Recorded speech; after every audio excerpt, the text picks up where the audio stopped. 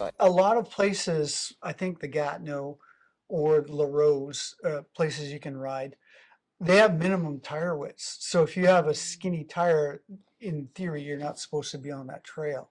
So in the winter. For the winter, For the yeah, winter sorry. months. Interestingly, we have people that have a fat bike with the big tires. Now, come summer, if you go, oh, I'm going to ride these big fat tires on the mountain bike trails, they're pretty good. I find you have to kind of play around with the pressure of the tire a lot to get it to feel right. And a lot of times, well, for me anyways, when I get that right pressure in the tires, the tires start to feel very slow rolling. They don't feel very good. So what we have, a lot of customers will do is they'll get another tire set for the summer. And rather than get the big wide tires on it, they'll go to something like that. Okay. Just a normal mountain bike tire and rim, I guess. And they'll put that in their bike. And then they have a bike basically for all seasons. For all seasons, Yes, right? Yeah. Okay. Yeah. And in terms of storage, how does one store?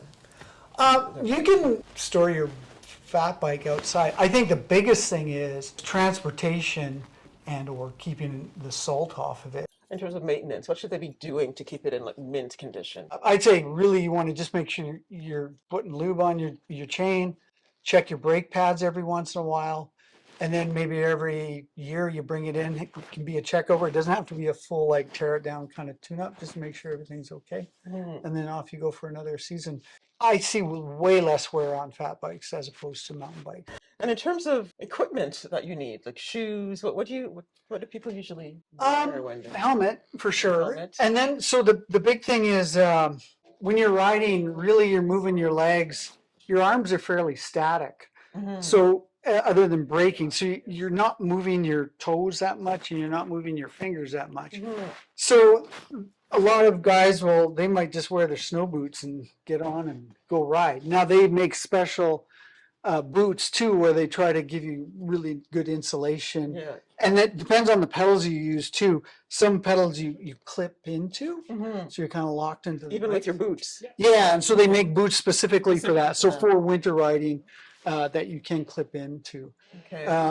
The other thing is my fingers still get a little cold when I'm riding, even in like not so cold temperatures.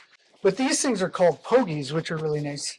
I'll kind of fake it in there, but they sit like that. And what you do is they'll slide over the bar like that.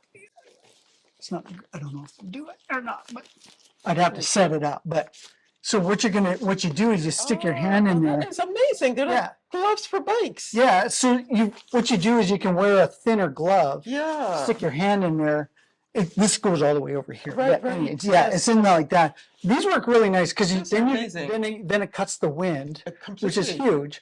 And then you can wear a thinner glove, which I like because when I'm riding my bike, I like to feel the bar, if that makes sense. I don't like the big thick glove, right? Yeah. So these are really popular. I prefer that. Yeah. These are amazing. And how much does something like that go for?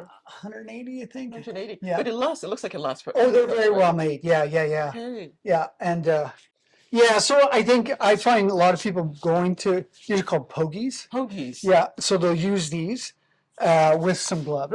And that's my preferred choice. Yeah. After all, you can even use heavier gloves if you wanted to. But you get really hot though, probably. Eh? Yeah, if you had a big thick knit. Gloves. But if it was -30 or whatever. Totally. Do it. Yeah. Those are.